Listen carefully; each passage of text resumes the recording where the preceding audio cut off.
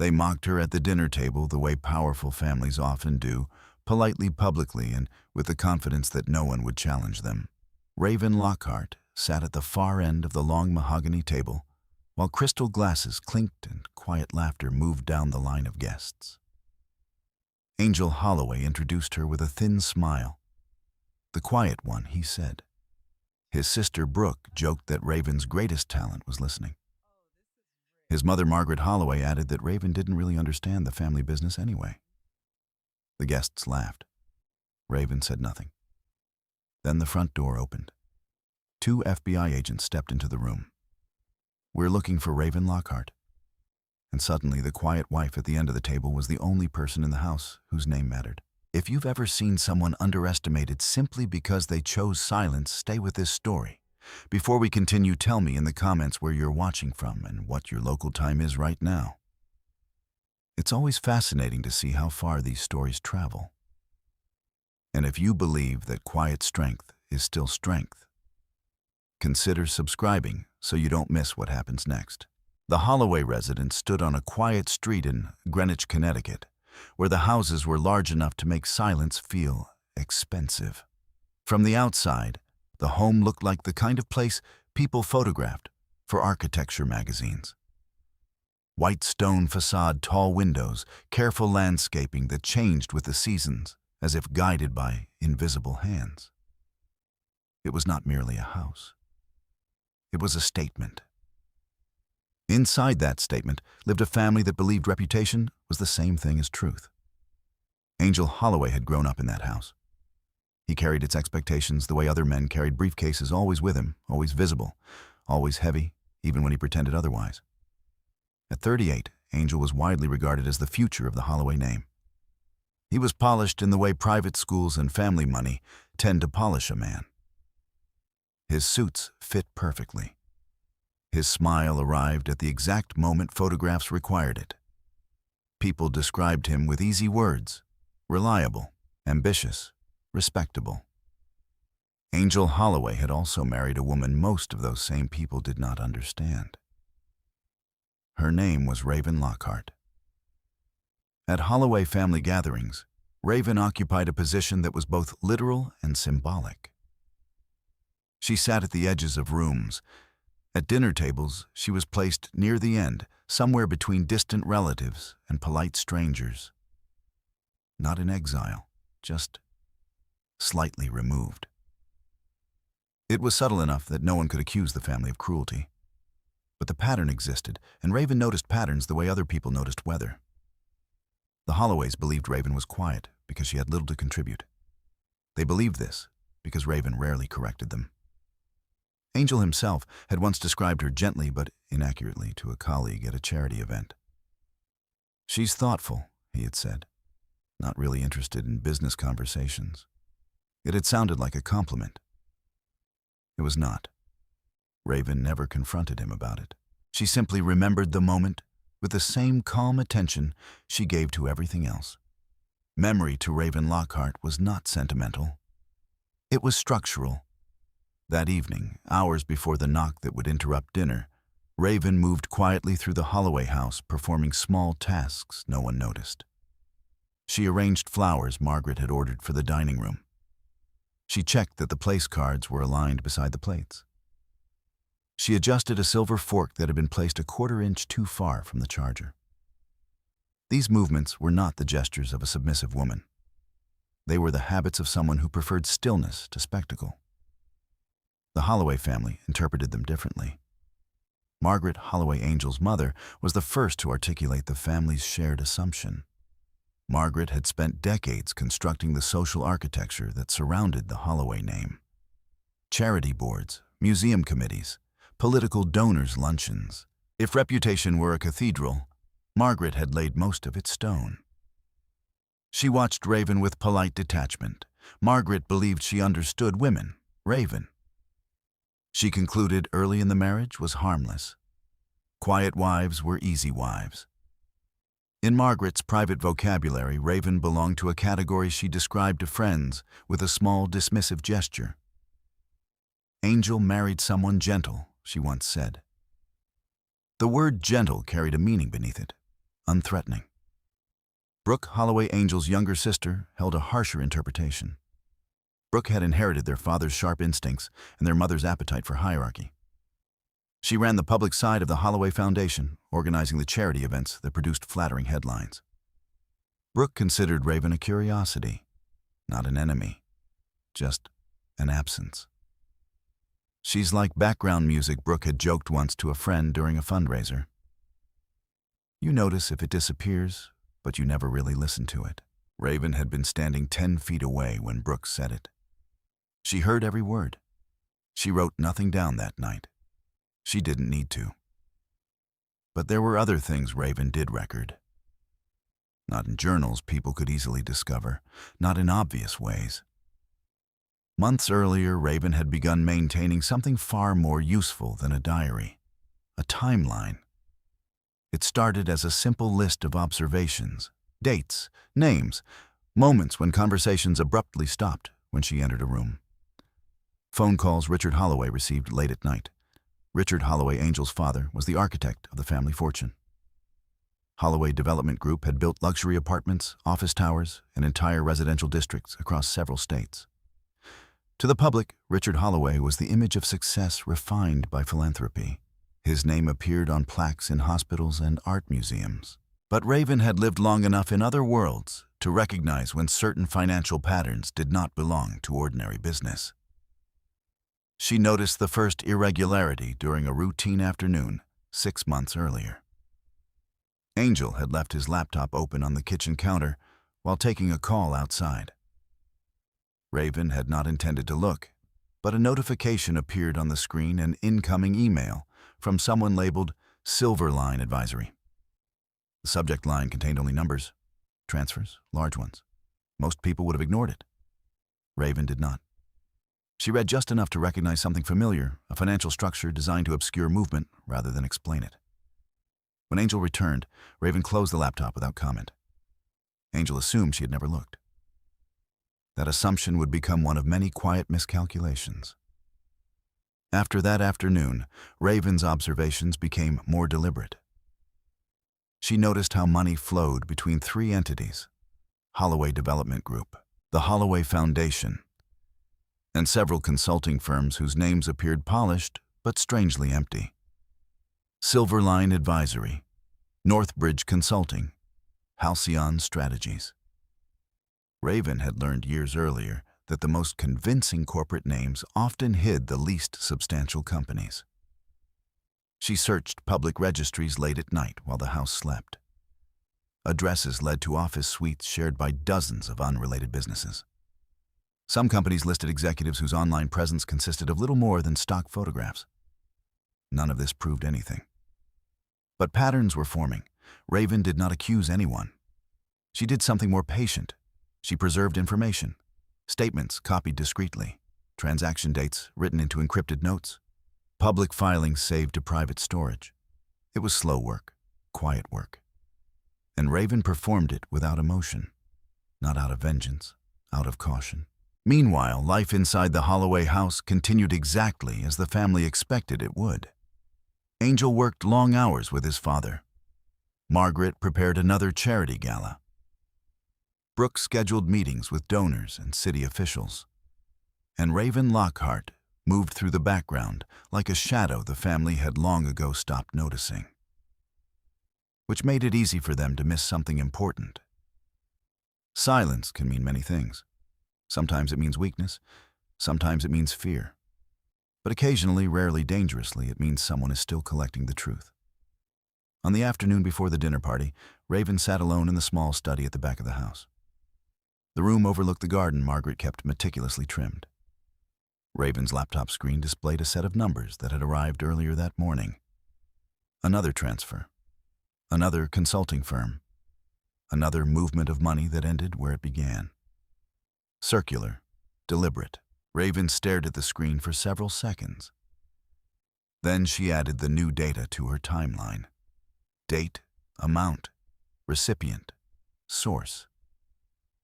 The list had grown long over the past months. Long enough to stop looking like coincidence. Long enough to resemble something else entirely. Raven closed the laptop. In the hallway, she could hear Margaret directing the catering staff for the evening's dinner. Crystal being polished, chairs arranged, silverware aligned. Preparation for another perfect evening. Raven stood quietly for a moment, listening to the sounds of a household confident in its own permanence. Then she returned to the dining room and straightened the final place card on the long mahogany table. Angel's name, Margaret's name, Richard's name, Brooke's name, and at the far end, Raven Lockhart. The quiet wife. The woman they believed had never understood the world they lived in. They had no idea she was already mapping it. Long before the Holloway family learned to pronounce her name with confusion, Raven Lockhart had lived a life where silence carried a different meaning. Years earlier, in a federal office building in Arlington, Virginia, Raven had spent most of her days surrounded not by people, but by numbers. Financial intelligence analysis rarely looked dramatic from the outside. There were no sirens, no sudden arrests, no courtroom speeches that turned cases overnight. It was slower than that, quieter. Raven's job had been to watch how money moved. Money she had learned early in her career behaved a lot like water. It followed paths of least resistance it collected in hidden places. And when someone tried too hard to contain it, the pressure eventually forced it to leak somewhere unexpected. The work required patience and a certain emotional distance. Raven had both. She joined the Financial Intelligence Division shortly after graduate school, drawn less by ambition than by curiosity. Patterns fascinated her.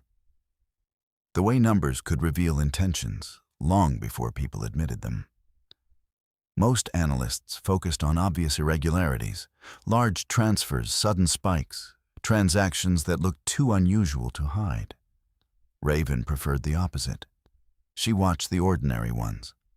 Small, repetitive movements that happened so often they stopped attracting attention. The first time she uncovered a serious network of fraudulent transactions, it had taken nearly 8 months of quiet observation. A cluster of shell companies in 3 states. Charity funds redirected through consulting contracts. A handful of politicians receiving donations that seemed strangely timed.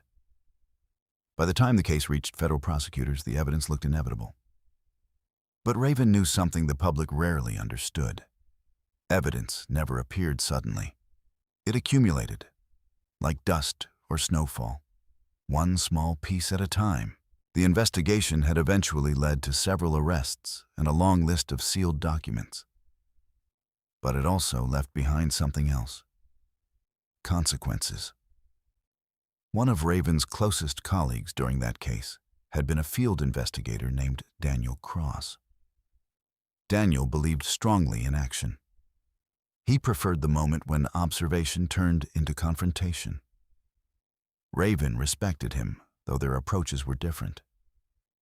Daniel once joked that Raven could sit in a dark room for 6 months, waiting for a pattern to emerge. Raven had answered with quiet seriousness. Patterns are the only things that don't lie. Daniel had laughed at that. But 6 months later, the investigation reached a point where patience and urgency collided. A suspect inside the financial network realized someone was watching the numbers. Documents began disappearing. Companies dissolved overnight. Daniel pushed for faster intervention. Raven argued that the network was larger than it appeared. They needed more time, more confirmation, more structure. The decision that followed would haunt her for years. Federal investigators moved sooner than Raven recommended. Several arrests were made quickly, but 2 individuals deeper inside the network vanished before charges could be filed. Daniel Cross was part of the team assigned to locate them. 3 weeks later, Daniel was killed during what authorities later described as a complicated confrontation. Official reports used careful language, unavoidable circumstances, escalation, operational risk. But Raven understood the underlying truth with painful clarity. The network had been larger than investigators believed, and someone had panicked. After Daniel's death, Raven finished documenting the remaining financial structure of the case. She did her work with the same calm precision she always had. But something inside her had shifted. She no longer believed exposure was always the same thing as justice. Sometimes exposure arrived too early. Sometimes people paid the price for conclusions that had not yet been fully built. When the case finally closed, Raven quietly requested a transfer. Within 6 months, she had left the federal system entirely. Friends assumed she wanted a slower life. They weren't entirely wrong. But Raven did not leave because she disliked the work. She left because she had learned something about timing. Truth was powerful, but only when it arrived complete. For a while, Raven lived alone in a small apartment outside Boston. She worked as a private financial consultant, reviewing compliance structures for mid-sized firms that preferred to avoid regulatory trouble. It was careful work, predictable work, and it required exactly the same skills she had always used: observation, patience, memory. That was where she first met Angel Holloway.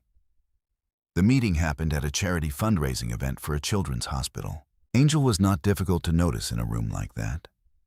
Tall, confident, comfortable speaking with donors, executives, and politicians with the same polished ease. He carried himself like a man who had never needed to doubt his place in a room. When he introduced himself to Raven, he assumed she worked in philanthropy. Raven did not correct him immediately. Angel asked what she did. Raven answered simply, "Financial consulting." Angel smiled politely. It was the kind of answer people heard often at events like that and rarely asked more about. They spoke for less than 10 minutes, but Angel noticed something unusual. Raven listened differently than most people. She did not interrupt.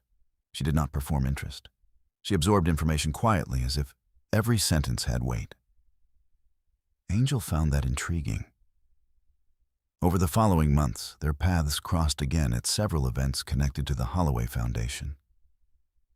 Angel's interest grew. Raven remained reserved. When Angel eventually asked her to dinner, she accepted with a calm curiosity.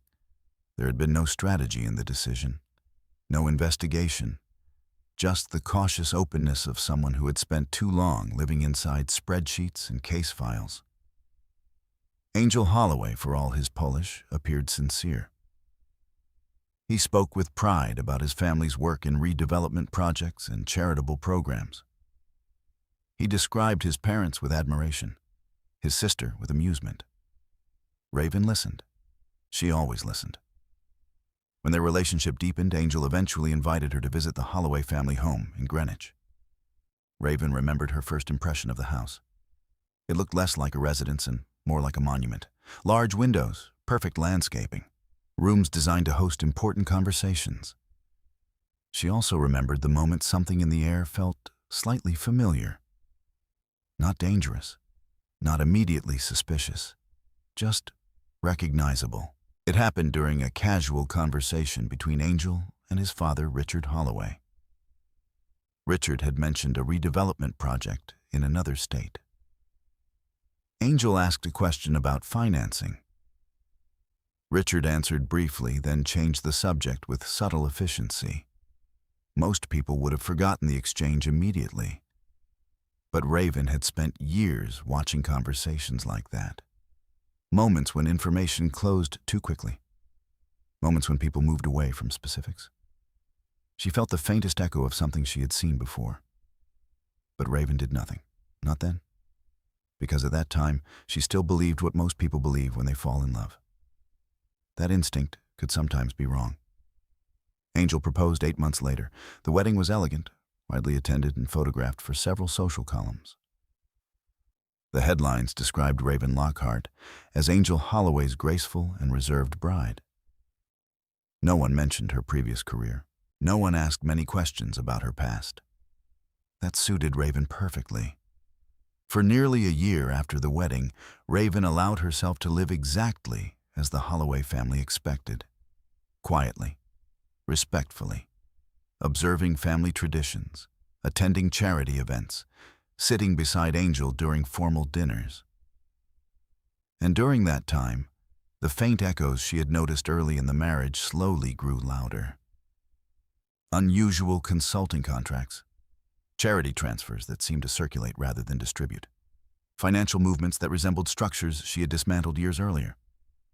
By the time Raven finally opened Angel's laptop and saw the Silverline advisory email, the pattern was already forming in her mind. She did not panic.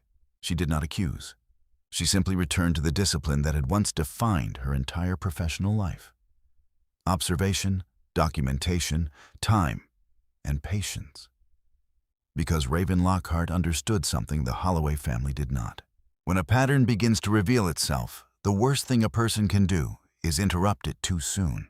The Holloway empire did not look like an empire. It looked like progress. That was the word most often used in newspaper articles about Richard Holloway's projects. Entire neighborhoods redeveloped. Old industrial zones turned into shining districts of glass towers and landscaped walkways. Luxury apartments, boutique hotels' offices filled with companies eager to be associated with the Holloway name. Progress. Richard Holloway had built that reputation carefully over 35 years. He started with a small construction firm in the late 1980s during a time when cities across the Northeast were hungry for redevelopment money. Richard was not the largest developer in the market, but he was something equally useful, reliable. Contracts were completed on time. Projects rarely stalled. Investors made money. City officials learned that approving Holloway proposals usually meant fewer complications later. Over time, reliability became influence. Influence became power. And power became something the Holloway family treated as natural as inheritance. By the time Raven married into the family Holloway Development Group, managed projects in 5 states. Their corporate offices occupied 3 floors of a glass building overlooking Long Island Sound. The company logo appeared on construction fences across several cities. Publicly, the Holloways represented success refined by generosity. Privately, the family understood the machinery behind that success. Richard Holloway ran the company the way generals once ran armies, with hierarchy that allowed no confusion about who commanded what. Angel handled public relations, investor communication, and the forward-facing parts of the business. Margaret managed the family's social architecture, galas, charity boards, museum partnerships, political relationships that ensured the Holloway name appeared in respectable places.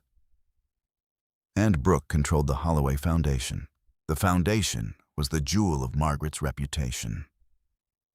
Every year, it hosted 2 major fundraising events that drew donors, city officials, and celebrities eager to associate themselves with charitable work.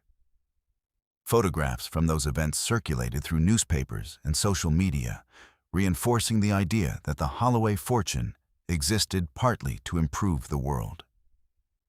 To most observers, the arrangement seemed admirable. But as someone trained in financial patterns, something about the structure felt unusually flexible. Raven began noticing it gradually, not through dramatic discoveries, through quiet inconsistencies.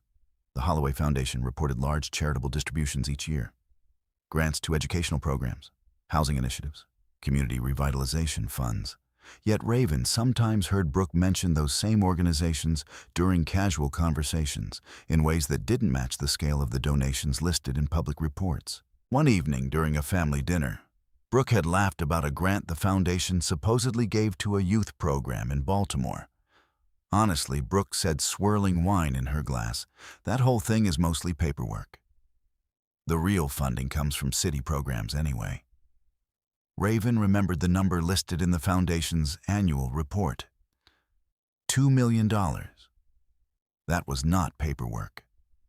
But Raven said nothing, because by then she had already started quietly examining the structure behind the Holloway Foundation.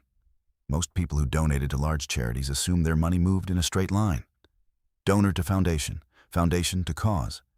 But in complex financial ecosystems, money rarely moved in straight lines. It curved. It looped. Sometimes it disappeared and reappeared, wearing different names. The first anomaly Raven documented involved a consulting firm called Northbridge Strategic Solutions. Northbridge had received nearly $1, $3 million from the Holloway Foundation during the previous fiscal year for program evaluation services. The description sounded legitimate. Many large charities hired outside consultants to assess how well their initiatives worked. But Raven searched the firm's public registration records one evening while Angel worked late at the office. Northbridge Strategic Solutions was registered to an office building in Delaware. The building housed more than 40 other companies. Its listed executive director had no verifiable professional history. No interviews, no conference appearances, no published reports connected to the foundation work it supposedly evaluated. Raven recognized the pattern immediately. Companies like that often existed to move money, not analyze it. Still, one irregularity proved nothing. So Raven expanded her search. Northbridge Strategic Solutions appeared again in financial documents connected to a redevelopment project in New Jersey, then again in consulting contracts attached to a Holloway Development Group infrastructure project. Different descriptions, different justifications. The same company. Money moving between entities that should have had no reason to overlap. It was the kind of financial architecture Raven had studied many times before. Not necessarily illegal, but almost always designed to obscure something. Weeks passed while Raven slowly built a clearer picture. She never used the family computers for research, never asked questions directly. Instead, she worked late at night with publicly available records and information she quietly copied when opportunities appeared. Bank statements left on the kitchen counter. Printed reports Angel brought home for meetings. Documents Margaret sometimes reviewed at the dining room table before charity events. Raven never took originals. She photographed pages with her phone. She recorded dates. She mapped connections. Over time, the pattern began to resemble something larger than consulting irregularities. Money flowed from Holloway Development Group into the Holloway Foundation through donations and project allocations. The foundation then transferred large consulting payments to firms like Northbridge Strategic Solutions. Those firms in turn redistributed funds to smaller entities connected to redevelopment projects where Holloway Development Group later won construction contracts. Circular movement, layered movement, movement designed to make influence look like philanthropy. Raven stared at the growing timeline on her laptop screen one night and felt the same quiet recognition she had experienced years earlier in the federal office in Arlington. The pattern was real, but patterns alone were not evidence. Evidence required confirmation. That was the rule Raven had learned after Daniel Cross died. Never move too early. Never assume the structure ends where you first see it. So Raven continued observing. Meanwhile, life inside the Holloway family continued exactly as it always had. Margaret planned another foundation gala. Brooke coordinated donor meetings and media coverage. Angel traveled frequently for development negotiations. And Richard Holloway presided over everything with the calm authority of a man who had spent decades ensuring outcomes favored him. One afternoon, several weeks before the dinner party that would later change everything, Raven happened to walk past Richard's study while the door stood partially open. Richard was inside speaking on the phone. His voice was quiet, but the hallway carried sound well. "The foundation transfer will go through Silverline this time," Richard said. "Keep the evaluation contract identical to last year." There was a pause. Richard listened. Then he added something that made Raven stop walking. "No, Angel doesn't need to worry about the details." Raven continued past the study without looking inside. Her expression remained calm. But inside her mind, the pattern tightened. Silverline Advisory, Northbridge Strategic Solutions, consulting contracts, foundation transfers, Angel's name. The realization arrived slowly, but clearly. Angel might not understand the system surrounding him, but his position inside it made him vulnerable. Raven returned to the guest bedroom she used as a personal office and opened her laptop. The timeline she had built now stretched across several months. Names, companies, transfer dates, amounts. She added a new entry beneath the others, Silverline Advisory referenced by Richard Holloway. Then she leaned back in the chair and studied the structure forming on the screen. Somewhere inside the Holloway empire, money was being moved in ways that resembled the financial networks she once dismantled for federal investigators. But Raven also knew something important. Powerful families rarely built illegal systems that pointed directly at themselves. There was always distance, always layers, and always someone positioned to take the fall if the structure collapsed. For the first time since beginning her observations, Raven felt a quiet sense of urgency. Not fear, something sharper. Because if the Holloway financial structure eventually attracted federal attention, the question would not be whether someone was blamed. The question would be who. And Raven Lockhart had already heard enough casual jokes about her ignorance to recognize a dangerous possibility. In systems built on secrecy, the quietest person in the room often looked like the easiest scapegoat. So Raven saved the updated timeline to a secure drive. Then she closed the laptop and stared out the window at the carefully trimmed Holloway gardens. The house behind her remained calm, confident, certain that everything inside its walls was under control. But Raven understood the shape of the pattern now. And patterns, once they revealed themselves, rarely stayed hidden forever. In families like the Holloways, humiliation rarely arrived as open cruelty. It came wrapped in politeness, a joke told with a smile, a comment disguised as concern. A glance exchanged across the table that told everyone exactly where a person belonged. Raven Lockhart experienced these moments often enough that they began to feel almost ceremonial, like traditions. Margaret Holloway favored the subtle kind. During a charity luncheon one afternoon, Margaret placed Raven beside the wife of a local banker while the more influential guests gathered at the center of the long table. Margaret explained it with perfect grace.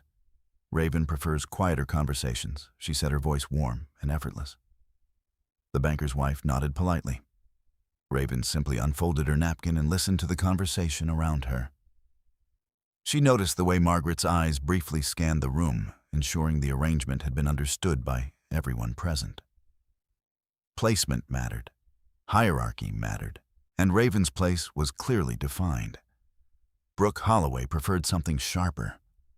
During another gathering at the house, a small cocktail evening for potential investors, Brooke introduced Raven to a group of guests with a careless smile.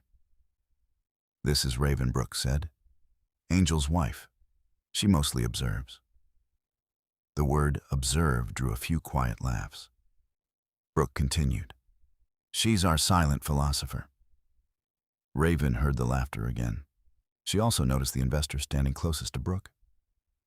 His name was Michael Serrano, a developer involved in a project Holloway Development Group had recently secured in Philadelphia. Raven recognized his name from several financial entries she'd already recorded. She remembered the moment clearly. Not the laughter, not the embarrassment, just the name. Michael Serrano. Later that evening, after the guests left and the house returned to its usual quiet, Raven opened her laptop and added another entry to the growing timeline. Michael Serrano, Philadelphia redevelopment contract investor present at Holloway gathering. It was a small connection, but Raven had built entire investigations from smaller ones. Angel, meanwhile, remained largely unaware of these social cuts. He was not deliberately cruel. That was one of the complexities of the marriage. Angel believed himself to be kind, and in many ways, he was. He opened doors for Raven. He remembered her favorite tea. He spoke gently to her in private moments when the house was quiet. But Angel had grown up inside the Holloway system. He had learned early that certain social dynamics were simply normal.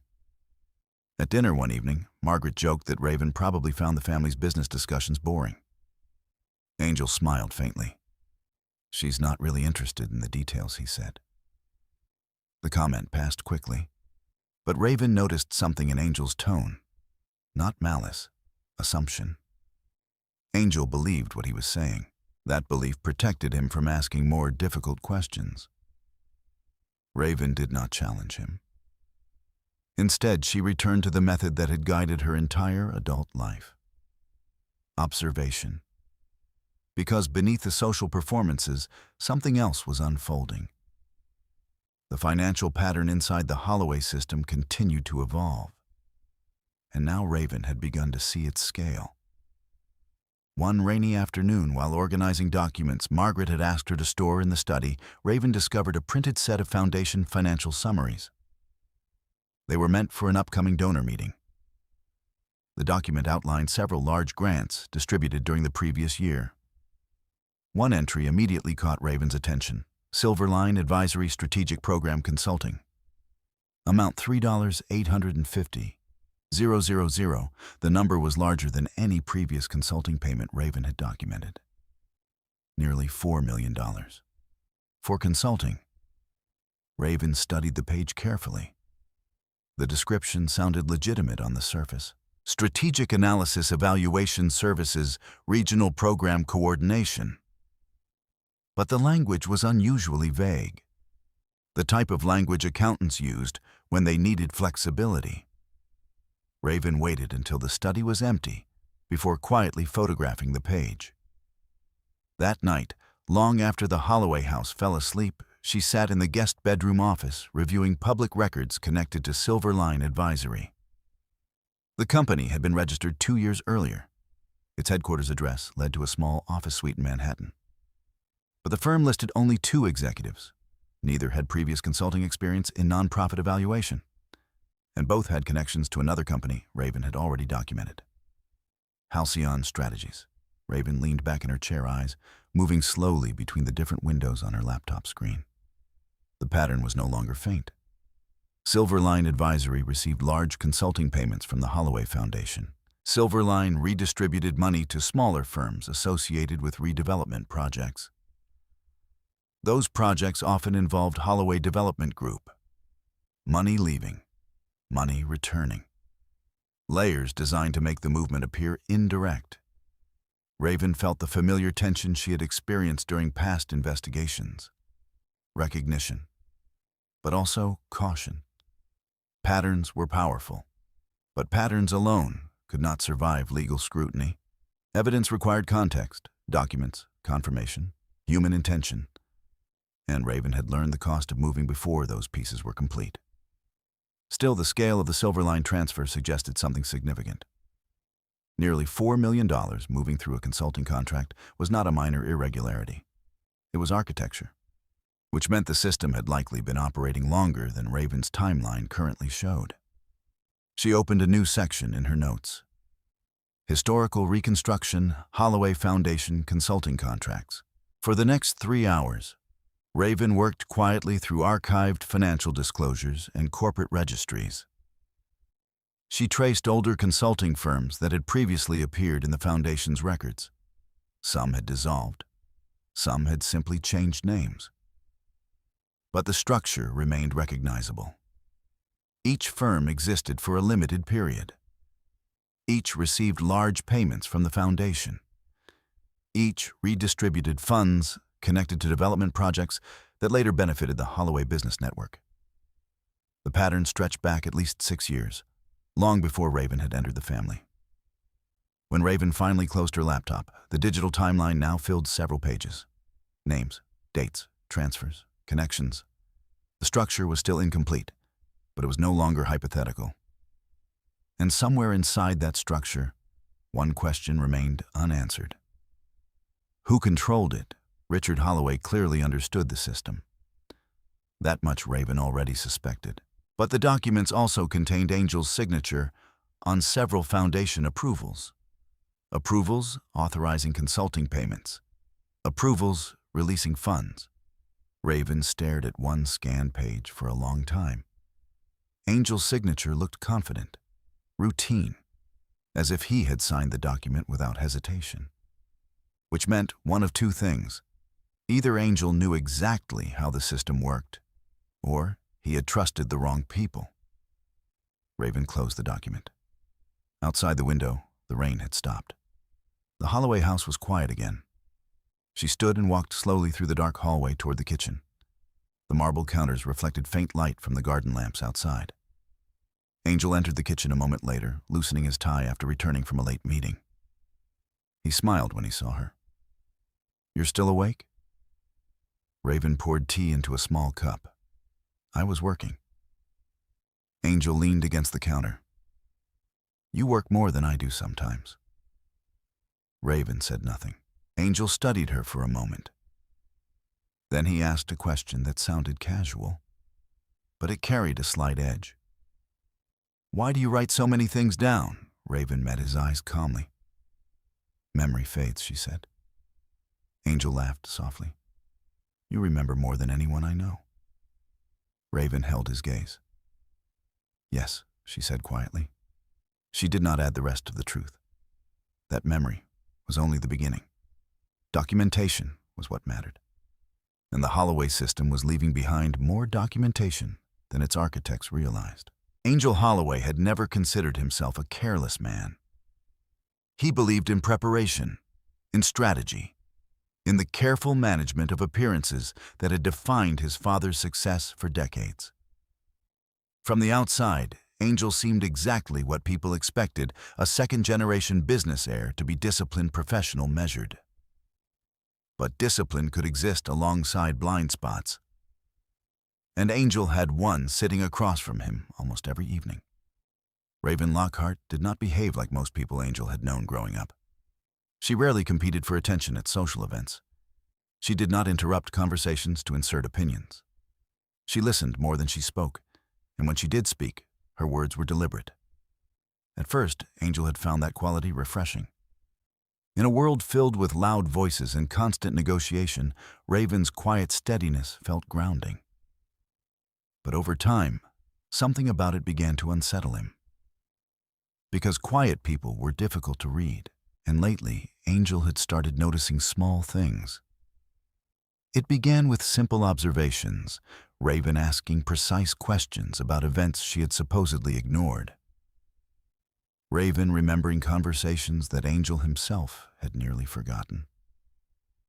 Raven occasionally looking at documents on the kitchen counter for a fraction longer than seemed casual.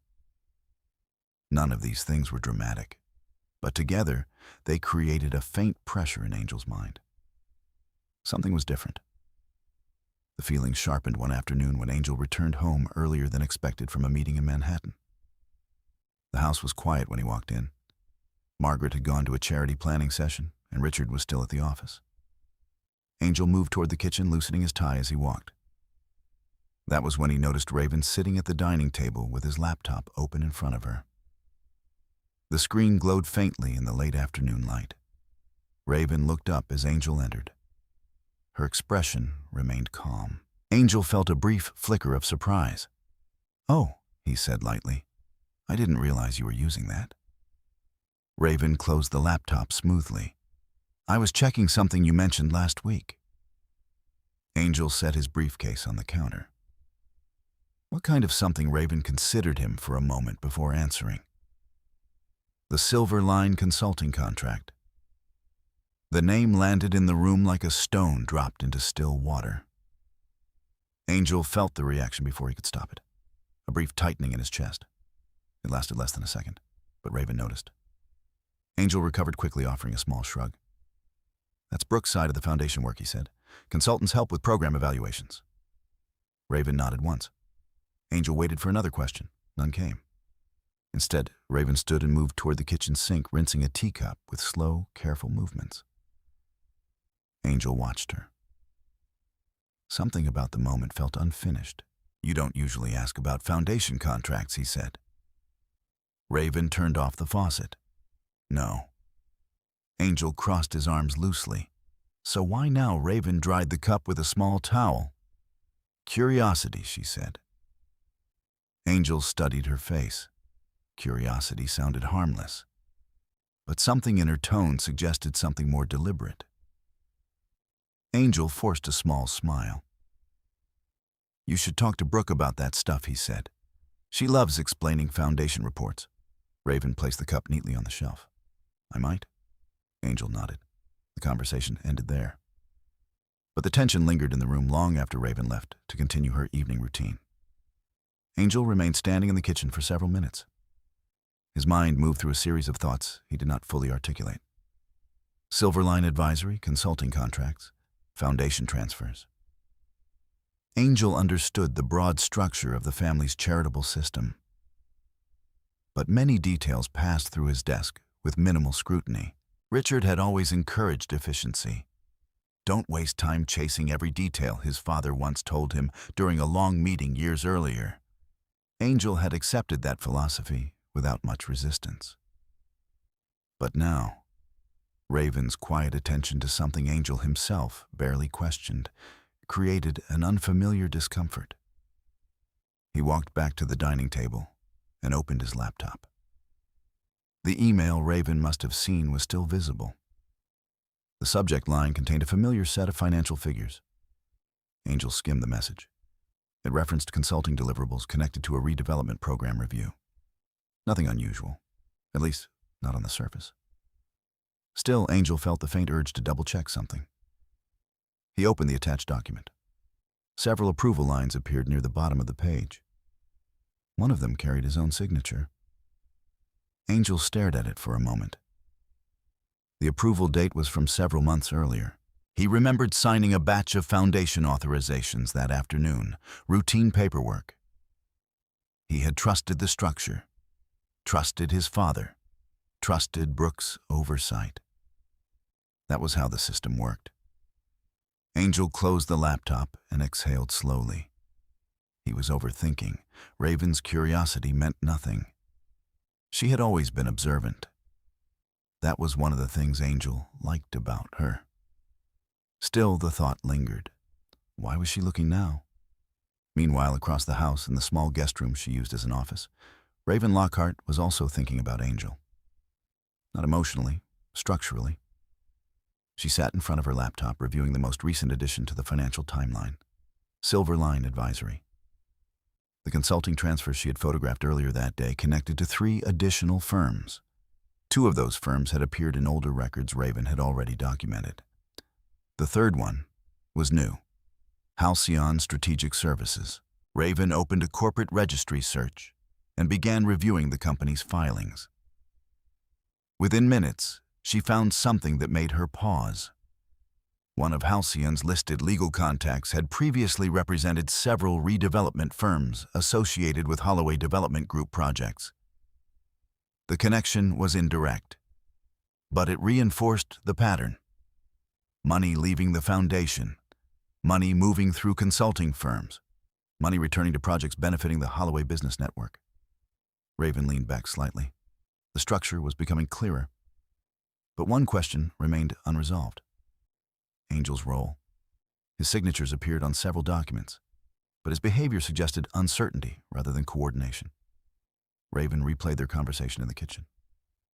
The brief tension when she mentioned Silver Line, the way he redirected responsibility toward Brooke, the casual dismissal. Those reactions did not resemble someone orchestrating a complex financial structure. They resembled someone who had never looked closely at it. Raven typed a new line into her notes. Angel Holloway possible liability rather than architect. It was a cautious assessment, but it fit the pattern she had observed. In systems built by powerful families, responsibility rarely rested evenly. Someone designed the structure, someone benefited from it, and someone younger, signed documents without fully understanding what those signatures enabled. Raven closed her notes and stared at the growing timeline on the screen. The network extended far beyond a single consulting firm now. It involved multiple entities overlapping financial flows and years of accumulated transactions, which meant something else as well.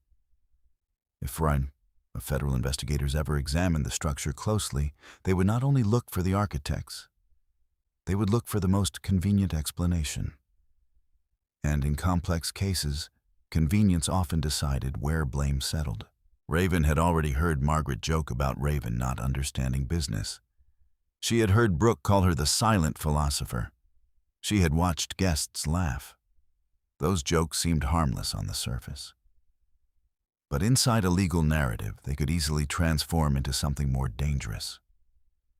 A quiet wife who signed documents without understanding them. A woman conveniently positioned to absorb responsibility. Raven had seen that strategy before, many times. which was why she had started documenting everything long before anyone in the Holloway house realized a pattern existed. Because in systems like this, truth alone was rarely enough. It needed structure, evidence, sequence, and timing. Raven saved her latest notes to an encrypted drive. Then she closed the laptop and turned off the desk lamp. The house around her was still, peaceful.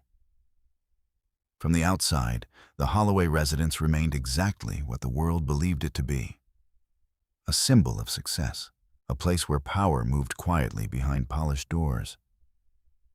But Raven Lockhart understood something the family did not. Silence was not always submission. Sometimes it was preparation. The Holloway house had many quiet places, rooms designed for reflection, hallways that softened footsteps, doors that closed with expensive gentleness. It was a home built not only for comfort, but for privacy. And privacy had a habit of revealing things to people who listened carefully. Raven Lockhart had learned the acoustics of the house months earlier.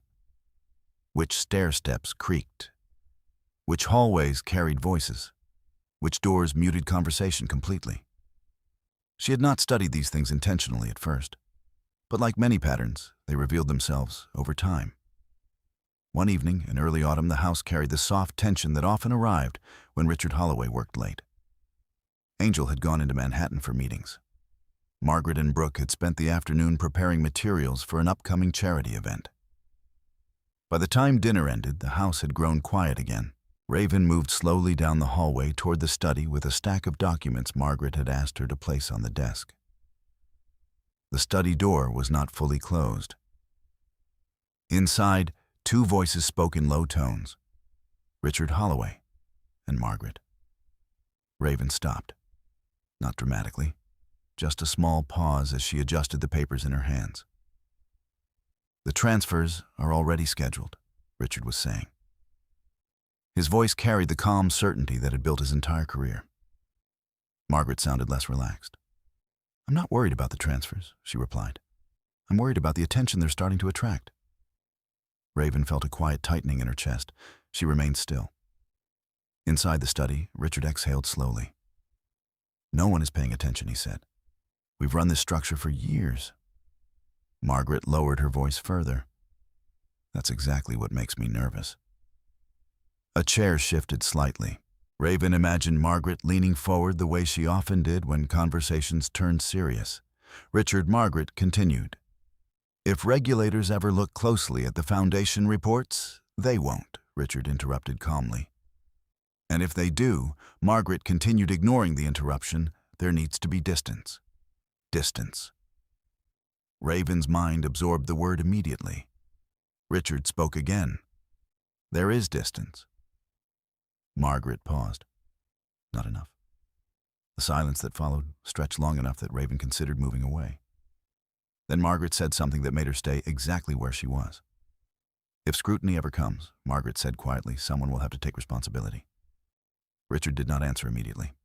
The pause carried meaning. Finally, he spoke. "That's how these things work." Margaret's voice softened. "And if it comes to that, it shouldn't touch the core of the family."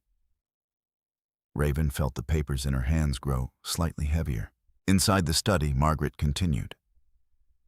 "Angel is too visible," she said. "The company depends on him." Richard hummed quietly in agreement. "And Brooke is the face of the Foundation," Margaret added. "Removing her would damage everything we've built." Another pause. Then Margaret said something so quietly, Raven almost missed it. "The wife doesn't understand any of it anyway." Raven stood perfectly still. Margaret continued. "If anything ever needs explaining, it would be easy enough to say she signed documents without fully understanding them." Richard did not respond with outrage. He did not disagree. Instead, he asked a practical question. "Do her signatures appear anywhere important?" Margaret answered immediately. "On a few Foundation approvals. Angel had her help review paperwork last year." Richard considered this. Raven could almost hear his thoughts forming. "Then it's a possibility," he said calmly. "Possibility?" Margaret exhaled slowly. Let's hope it never becomes necessary. Inside the hallway, Raven finally moved. Not away from the study, forward. She stepped past the open door and continued down the hallway toward the kitchen. Her expression remained calm. Anyone watching would have seen nothing unusual. But inside Raven's mind, the pattern that had been forming for months finally reached a new level of clarity. The Holloway financial structure was real. The consulting transfers, the foundation contracts, the circular flow of money. But now, she understood something more important. The exit strategy. Powerful systems rarely operated without one. If scrutiny arrived, someone needed to absorb responsibility. Someone believable. Someone whose role appeared minor enough that the rest of the system could claim ignorance. And Margaret Holloway had just named that person, Raven, the quiet wife, the silent observer. The woman they believed understood nothing. Raven reached the kitchen and placed the documents Margaret had given her neatly on the counter. Her hands did not tremble. Years earlier, in another investigation, Raven had learned the moment when a case stopped being theoretical. This was that moment. Because now the pattern was not only financial, it was personal. If investigators ever examined the Holloway structure, the narrative Margaret imagined would already be waiting. A well-meaning but uninformed wife, paperwork she signed without understanding, a convenient explanation that protected the real architects. Raven stood at the kitchen window for a moment, looking out at the carefully maintained garden. The house behind her remained quiet. Margaret and Richard continued their conversation in the study. But Raven no longer needed to hear it.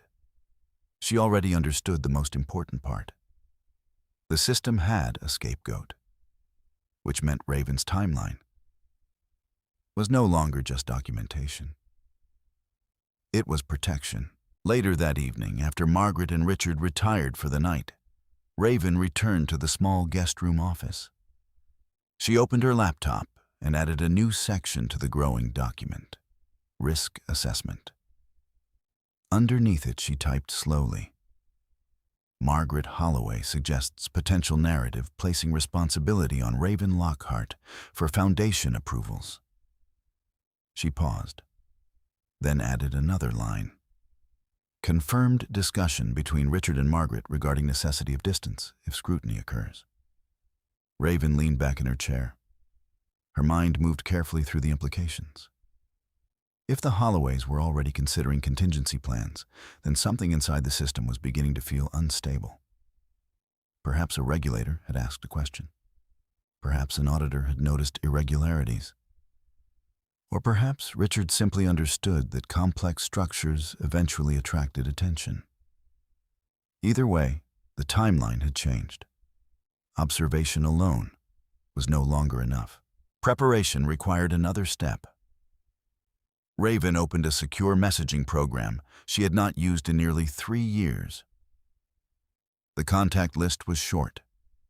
Most of the names belonged to people she trusted during her years working financial intelligence cases. One name remained near the top. Elena Torres, Special Agent, Financial Crimes Division. Raven stared at the name for several seconds. She had not spoken to Elena since leaving federal work. But Elena had once told her something during a long night reviewing case documents. If you ever see a pattern again, Elena had said, don't carry it alone. Raven understood the weight of that advice now. Still, she did not send a message immediately. Instead, she opened a new document and began organizing the evidence she had already collected. Transaction records, consulting contracts, company registrations, the timeline. She worked slowly, carefully arranging information the way investigators preferred to see it. Clear, sequential, verifiable. Nearly 2 hours passed before Raven finally closed the file. The pattern on her screen now resembled something more than suspicion. It resembled the early skeleton of a case. Raven opened the secure messaging window again. Her fingers rested on the keyboard. Then she typed a short message. Elena, I may have found something. Financial structure involving charity transfers and redevelopment contracts. I need to confirm whether your division is already looking at it. She hesitated for only a moment before pressing send. The message disappeared into the encrypted channel. Raven closed the laptop and sat quietly in the dim room. Down the hallway, the Holloway house remained peaceful, confident, unaware that its quiet wife had just taken the first step outside the system they believed they controlled. Margaret Holloway believed celebrations were essential to maintaining power. Not loud celebrations, not vulgar displays of wealth.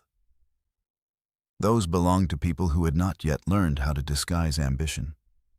Margaret preferred something more refined. Dinners.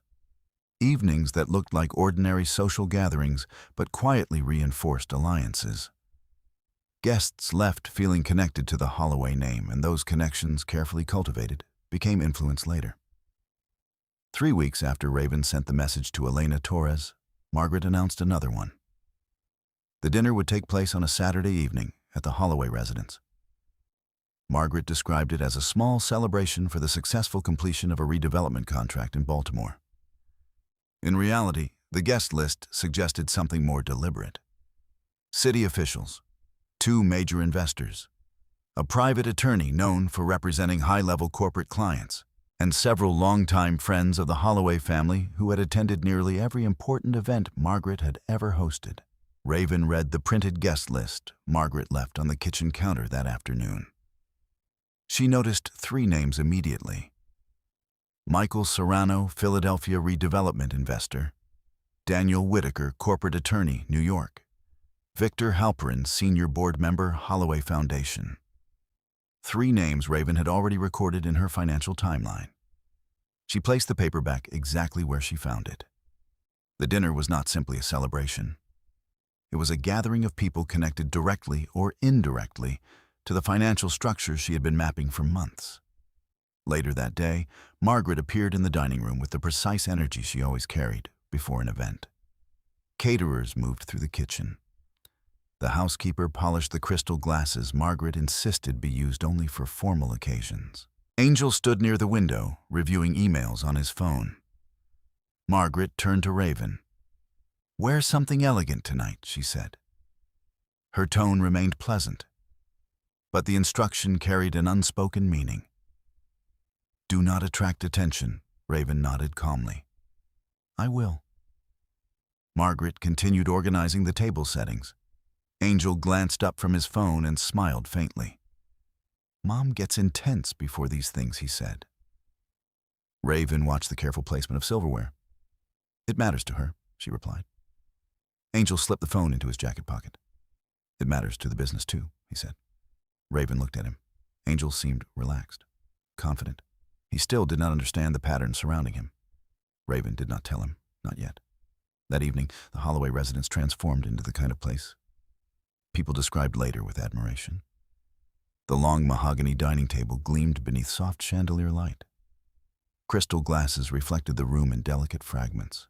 Margaret moved between guests with effortless grace, introducing people who already knew each other but appreciated the ritual. Richard Holloway stood near the fireplace speaking with Daniel Whitaker, the corporate attorney. Their conversation was quiet, controlled. Angel moved easily through the room, greeting investors. Brooke arrived 20 minutes late, carrying the sharp confidence she wore like armor. She kissed Margaret on the cheek and scanned the room. Her eyes landed briefly on Raven. Brooke smiled. Not warmly, just politely enough. "Raven," she said, "you look very composed tonight." Raven inclined her head slightly. "Thank you." Brooke turned away almost immediately to greet Michael Serrano. Raven watched them speak. Serrano laughed at something Brooks said. His body language suggested familiarity, comfort. Raven remembered the financial entry connected to Serrano's development investment. The pattern tightened another degree. Across the room, Margaret clapped her hands lightly. "Everyone, dinner is ready." The guests moved toward the dining room in a slow procession. Margaret directed seating with practiced ease. Richard sat at the head of the table.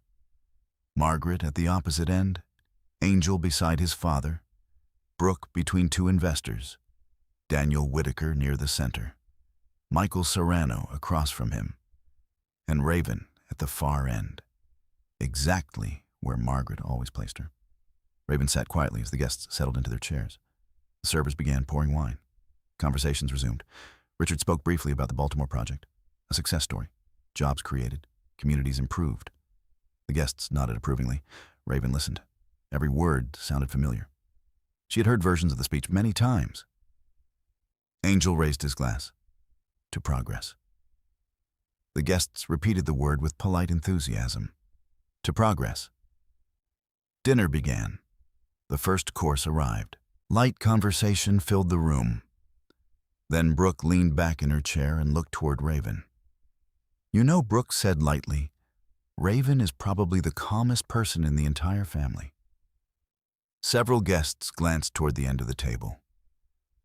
Raven looked up calmly. Brooke smiled. I'm serious, she continued. We can argue about development deals and city permits for hours, and Raven just sits there watching us. A few guests laughed. Michael Serrano joined in. She must think we're ridiculous. Raven shook her head gently. Not ridiculous, she said. Just busy? The guests chuckled. Brooke raised an eyebrow. That's Raven's way of saying she has no idea what we're talking about. Laughter moved down the table. Angel smiled faintly. He did not interrupt. Margaret took a sip of wine.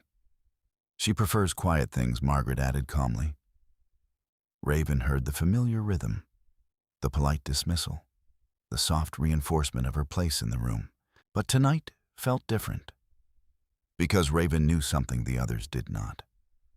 Across the country, Elena Torres had already confirmed that the Financial Crimes Division had been quietly examining the Holloway Foundation's financial structure for months. Raven's documentation had not begun the investigation, but it had accelerated something important: clarity. Earlier that afternoon, Elena had sent a short message. We're close to requesting warrants. Your timeline filled several gaps. Raven had read the message twice. Then she had closed the secure application. Now she sat at the end of the dinner table, listening to Brooke's voice drift through another joking remark. The funny thing is, Brooke said Raven probably hears everything we say and remembers none of it. More laughter. Raven folded her napkin neatly in her lap.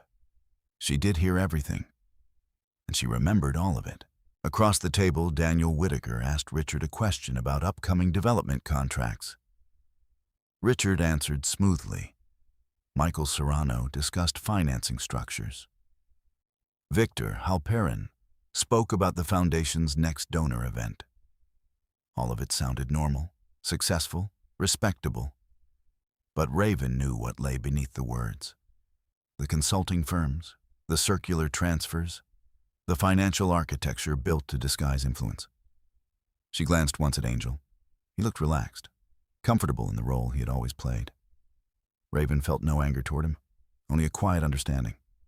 Angel had never learned to question the system that raised him. Margaret lifted her glass again. To family, she said. The guests echoed the toast. To family. Raven raised her glass with the others. Outside, the night had grown still. Inside the Holloway house, laughter returned to the table.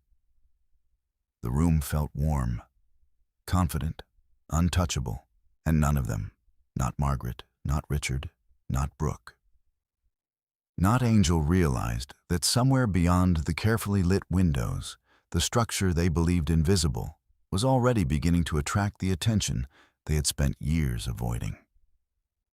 Raven lowered her glass. Then faintly, there was a sound from the front of the house. Not loud. Just a single, deliberate knock at the door. The sound at the front door was soft enough that several guests did not hear it at first, but Raven did. She noticed the subtle pause in the rhythm of the house, the way conversation hesitated for half a breath before resuming. Houses like the Holloway residence had their own acoustics, and unusual sounds moved through them like quiet signals. The knock came again. This time, Margaret noticed. She glanced toward the hallway, irritation flickering across her otherwise composed expression. Formal dinners were carefully controlled environments. Unexpected interruptions did not belong in them.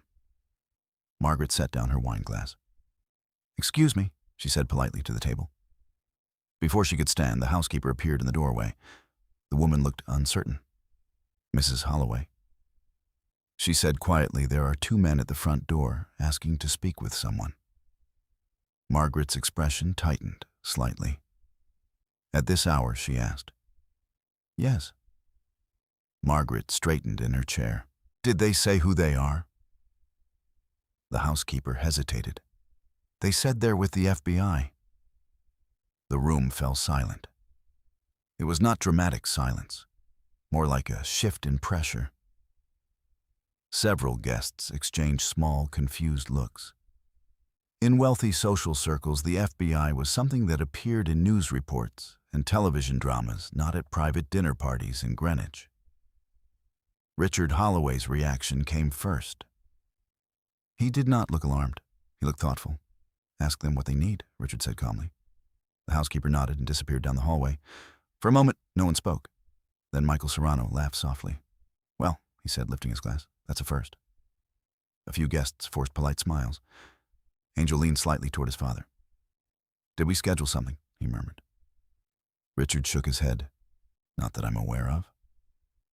Margaret's irritation had already shifted into performance. She folded her hands neatly on the table. "Probably some administrative question," she said. "These agencies sometimes make mistakes." Her tone carried the effortless authority she used whenever something threatened the family's composure. Across the table, Brooke rolled her eyes lightly. "If they're asking about foundation filings again, tell them to call our accountants," she said. Raven sat quietly at the far end of the table. Her hands rested lightly in her lap. She said nothing, but her attention sharpened, because she understood something none of the others did. Federal agents did not arrive unannounced at private residences for administrative questions. Moments later, footsteps sounded in the hallway again. The housekeeper returned. But this time, she was not alone. Two men walked behind her. Both wore dark suits. Both carried the calm, contained posture of people accustomed to entering rooms where they were not expected. The first agent was in his mid-40s, tall with close-cropped hair and a leather identification wallet held calmly in his hand. The second agent stood slightly behind him, younger, watching the room carefully. The first agent spoke. "Good evening." His voice was polite, measured. Margaret rose from her chair. "Yes," she said coolly. The agent held up his identification. "Special Agent David Keller, Federal Bureau of Investigation." He glanced briefly around the table. "I apologize for the interruption." Richard stood slowly now as well. "What can we help you with, Agent Keller?" The room had grown completely silent. Angel watched the agents carefully. Brooke looked annoyed. Several guests sat frozen, uncertain how to react. Agent Keller's eyes moved calmly across the table. Then he asked a single question. "We're looking for Raven Lockhart." For a moment, no one moved. The name hung in the air. Several guests glanced at one another. Michael Serrano frowned slightly. Brooke's expression shifted into confusion. Margaret blinked. "Raven? Who?" she asked.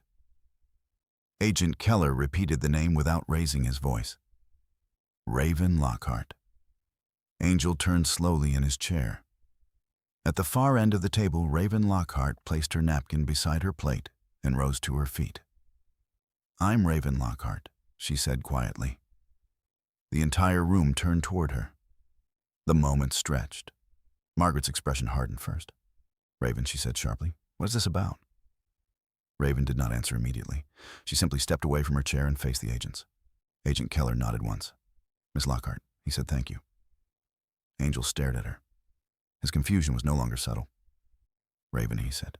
His voice carried disbelief. "Why are they asking for you?" Raven met his eyes calmly, but she did not explain.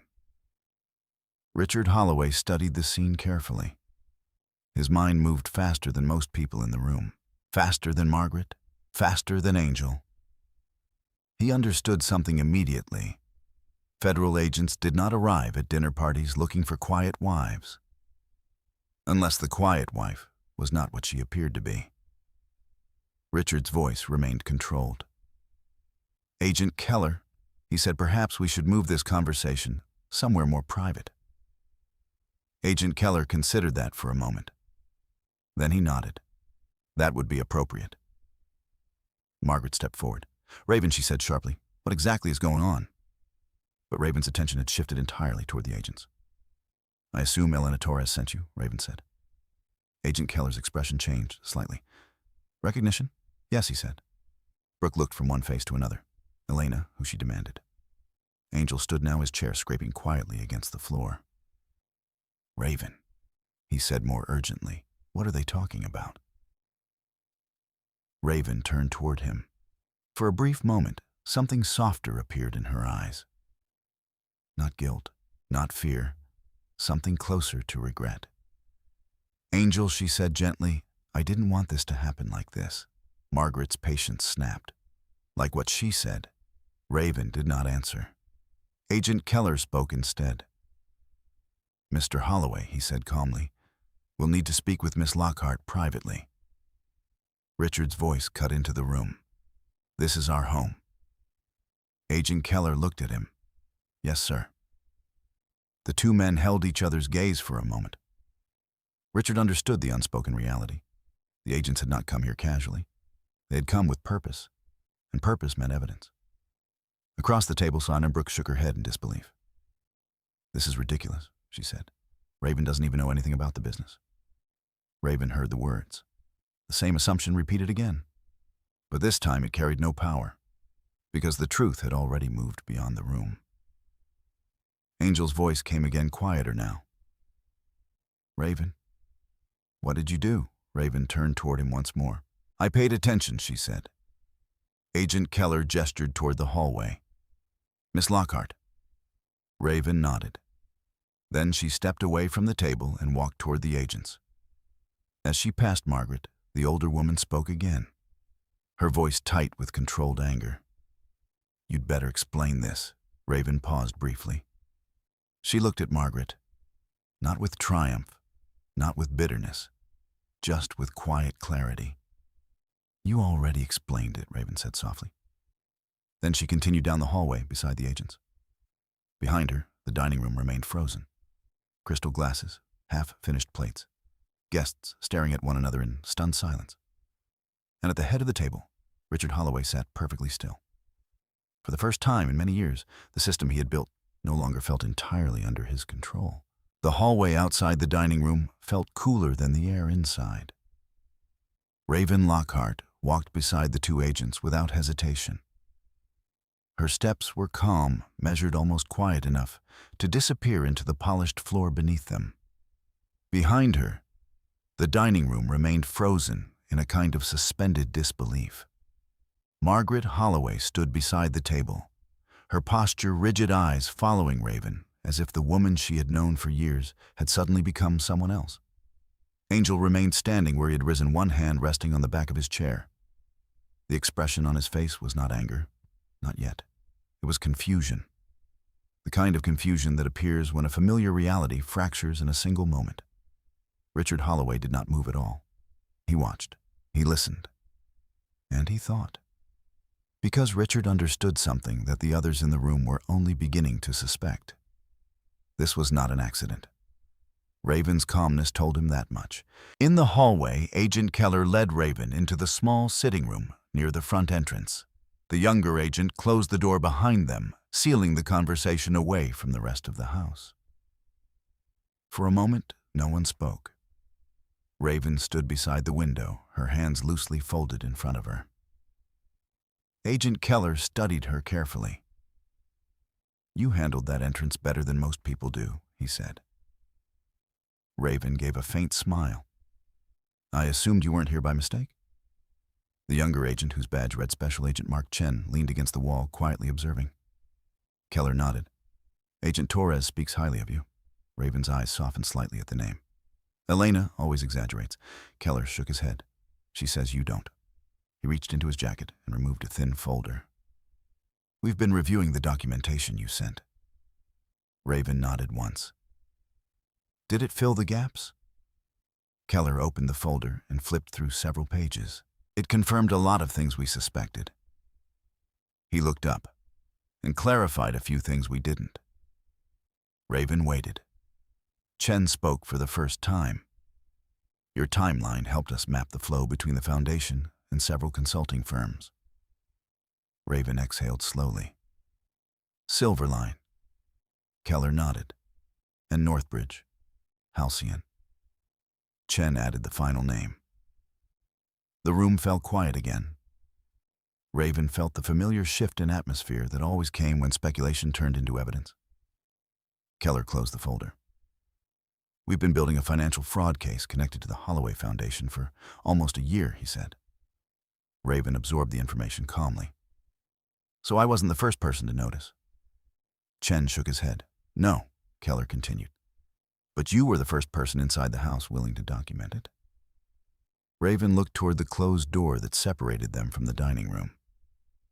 I had a reason. Keller understood immediately. The conversation you recorded in your notes, Raven nodded. Margaret's voice still echoed clearly in her memory. The wife doesn't understand any of it anyway. Chen crossed his arms.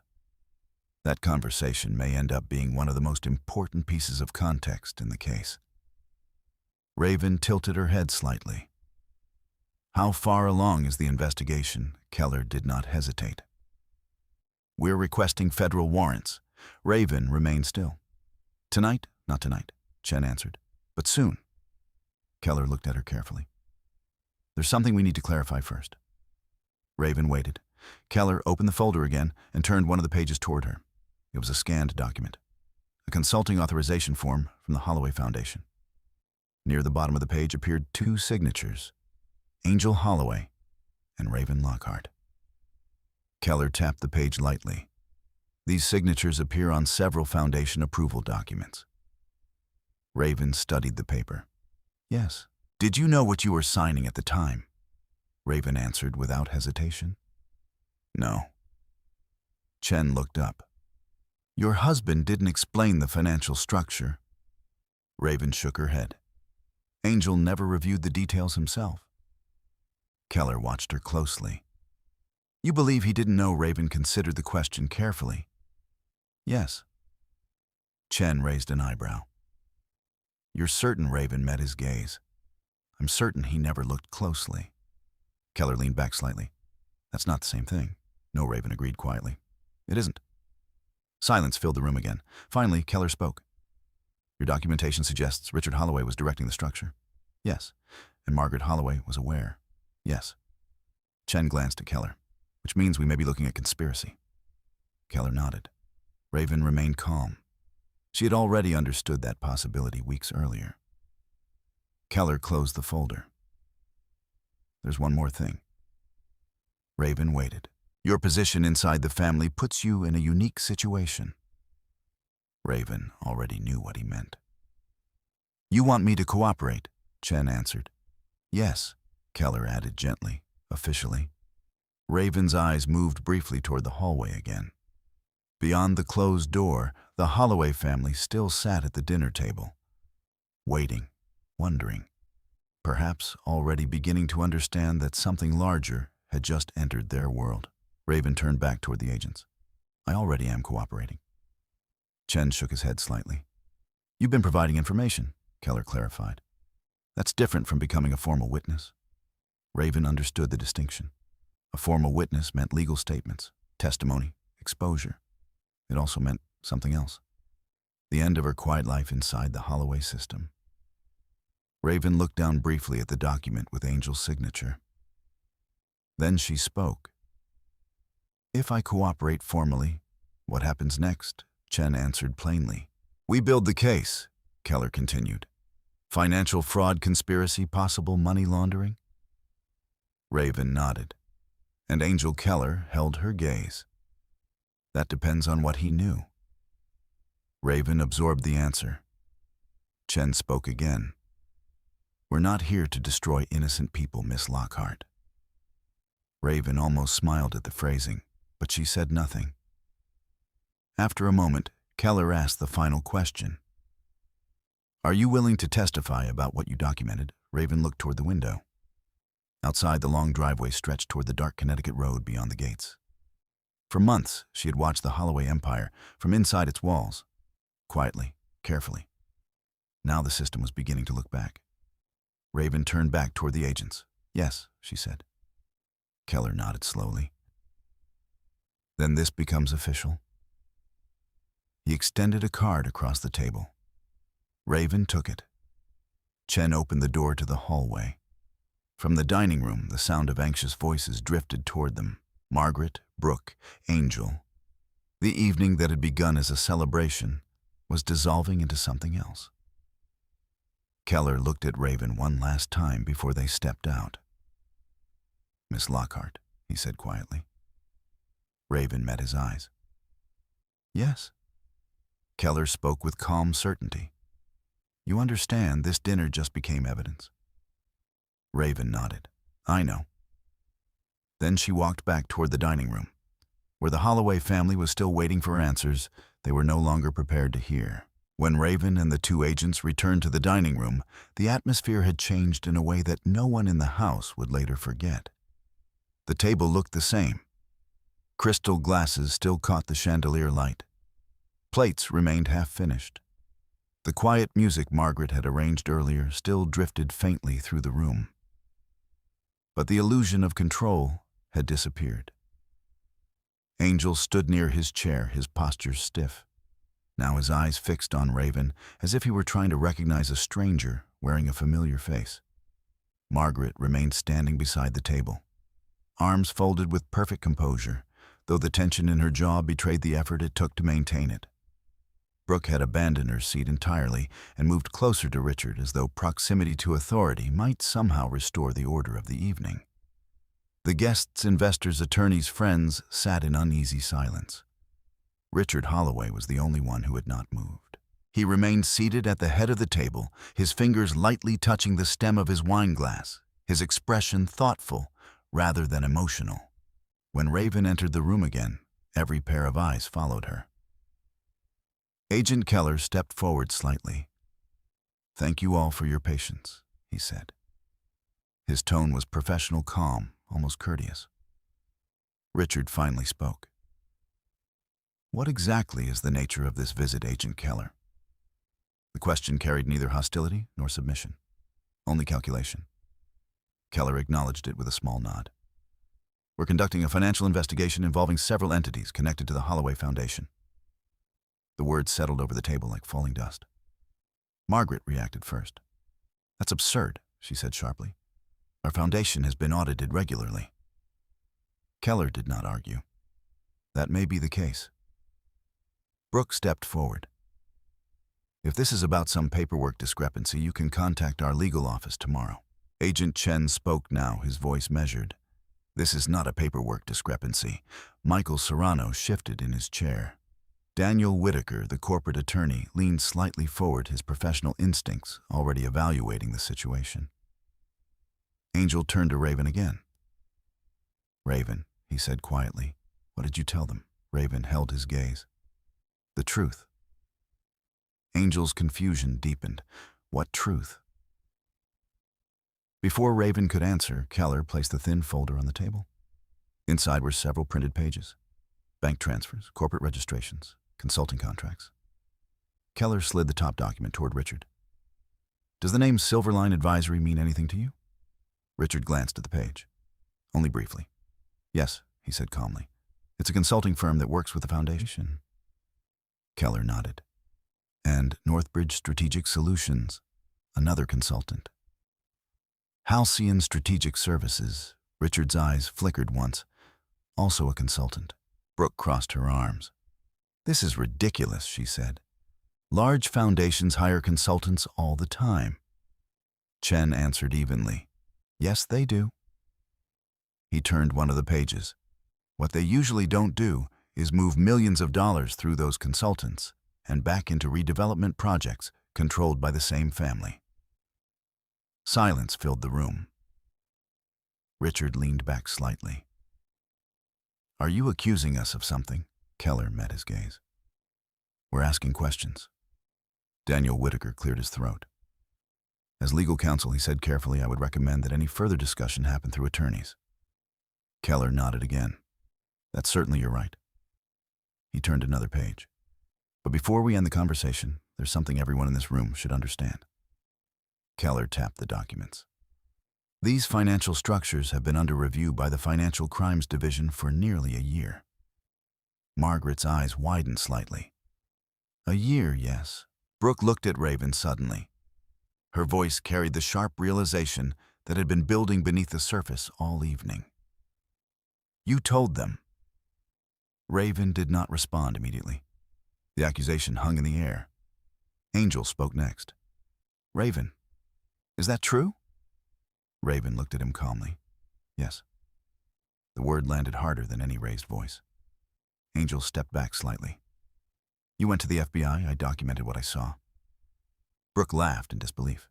You're serious? Margaret's voice dropped to something colder. You betrayed this family. Raven turned toward her. I protected myself. Margaret's eyes narrowed. From what Raven answered softly. From becoming your explanation. For a moment, Margaret said nothing. Then recognition appeared in her expression. The hallway conversation. The words she believed no one had heard. Richard's gaze sharpened. He looked from Raven to the agents. You have recordings? Keller shook his head. No. Then, what exactly do you have? Keller gestured toward the documents. Emails. He turned another page. Bank records, another page. Consulting contracts, another. Corporate filings, Chen added quietly. And a timeline that connects all of them. Angel stared at the papers as if they might rearrange themselves into something harmless. They're just financial documents, he said weakly. Raven's voice was gentle. Look closer. Angel picked up the top page. He read the numbers slowly. The transfers, the consulting fees. The same companies appearing again and again. His signature appeared on one of the forms. Angel froze. I signed this. Keller nodded. Yes. Angel looked up. But I didn't. His voice trailed off. Raven spoke quietly. You trusted the system. Angel looked at his father. Richard's expression remained unreadable. Brooke spoke again, her voice sharp with frustration. This is insane. None of this proves anything. Chen answered calmly. It proves enough to request federal warrants. Margaret stepped forward. You're not searching this house. Keller met her gaze. That decision won't be yours. Daniel Whitaker stood now. As I said earlier, I advise everyone here to stop answering questions. Keller nodded once more. That's reasonable advice. He closed the folder. However, the investigation will continue. Richard finally stood. The room seemed to shift around him. His voice remained steady. Then we will respond through proper channels. Keller inclined his head. I expected nothing less. Chen moved toward the door. The agents paused before leaving. Keller looked back at Raven briefly, not with approval, just acknowledgement. Then the agents walked out of the dining room. The front door closed quietly moments later. The silence they left behind felt heavier than before. No one spoke. Angel still held the document with his signature. Margaret stared at Raven with cold disbelief. Brooke paced beside the table. The guests avoided each other's eyes. And Richard Holloway stood at the head of the table, looking not at the agent's empty doorway, but at Raven. For the first time since she entered his family, he was truly studying her. Not as Angel's quiet wife, not as background, but as something far more dangerous, someone who had watched his empire from the inside and understood it. After the agents left, no one immediately resumed their seats.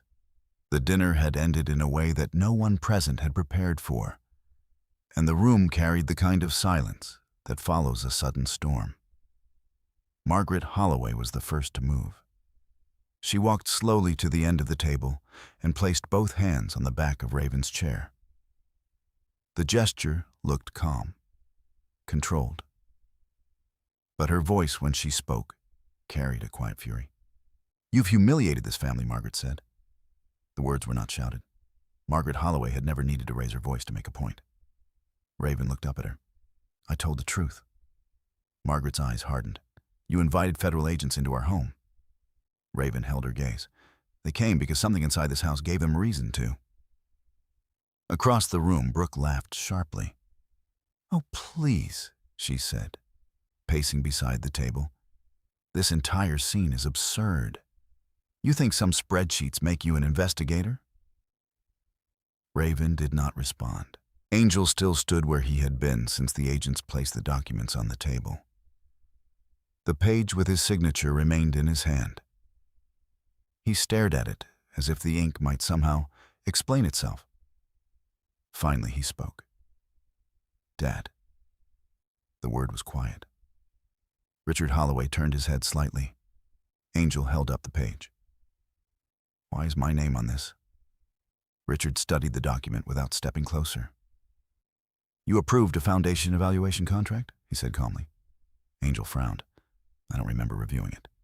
"You signed the authorization," Richard replied. "That's not the same thing," Angel said. Brooke stopped pacing. "Oh my God," she said. "You're not seriously entertaining this nonsense." Angel ignored her. He looked back at the paper. $4 million, he said. His voice had changed. It carried the uncomfortable tone of someone beginning to ask questions he should have asked earlier. What exactly was Silverline evaluating Margaret's patience? Finally cracked. "This is exactly what they want," she snapped. "To divide us." Angel turned toward her. "I'm not dividing anything. I'm asking a question." Margaret gestured toward Raven. "Ask her. Apparently, she knows everything now." Raven remained seated. Her hands rested calmly on the table. Angel looked at her again. "Raven," he said, his voice softer now, "did you really send information to the FBI?" "Yes." The answer landed gently, but there was no hesitation in it. Angel's eyes searched her face. "For how long, months?" The room reacted again. Brooke stared at her. "You've been spying on us. I've been documenting financial patterns." Brooke scoffed. "That's the same thing." "No," Raven said quietly. "It isn't." Angel ran a hand through his hair. "You should have come to me." Raven considered him carefully. "Would you have listened?" Angel hesitated. The silence that followed answered the question more clearly than any words could. Richard Holloway watched the exchange without interruption. But inside his mind, calculations were already shifting. The system he had built depended on two things: control and silence. Both were now weakening. He spoke at last. "This conversation is pointless." His voice cut through the tension with practiced authority. "We will handle this through attorneys." Daniel Whitaker, who had remained quietly observant through the entire confrontation, nodded. "That would be wise." Margaret turned toward him. "You're our counsel," she said. "What exactly do you recommend?" Whitaker folded his hands. "I recommend everyone in this room stop discussing the matter immediately." Brooke threw up her hands. "So we just pretend this didn't happen?" Whitaker shook his head. "No." He looked directly at Richard. "You prepare." Richard's expression did not change. "For what?" "For the possibility that the investigation is more advanced than we think." The room absorbed the meaning. Angel looked back at Raven. "What did you give them?" Raven answered honestly. "Documents. What kind of documents? Emails?" Angel swallowed. "Anything else? Bank records?" Brooke muttered something under her breath. Angel pressed further. Audio. Raven shook her head. "No." Angel exhaled slowly, relief mixed with dread in his expression. Richard finally stepped forward. "Enough," he said. Everyone fell silent.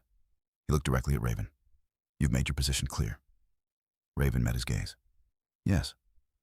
Richard studied her for a long moment. "You believe you've exposed something?" Raven did not answer. Richard continued calmly. "Financial structures are often misunderstood by people who lack context." Chen's earlier words still echoed faintly in the room. Millions moving through consultants, circular transfers. Raven spoke quietly. "I understand the context." Margaret laughed bitterly. "You understand nothing about this family." Raven's voice remained steady. "I understand that you expected me to take responsibility if the structure collapsed." Margaret froze. The words struck with precision. Angel turned slowly toward his mother. "What does that mean?" Margaret's composure faltered for the first time that evening. "It means nothing." Raven spoke again. I heard you. The room fell completely still. Margaret stared at her. You were listening outside the study? Yes. Richard's eyes narrowed slightly. Angel looked between them. What did she hear? Raven answered before Margaret could speak. That if scrutiny came, the quiet wife could explain the paperwork. Yes, Angel's face drained of color. He turned toward his mother. That's not true. Margaret said nothing. Angel's voice rose slightly. Mom. Margaret looked away. The silence confirmed everything.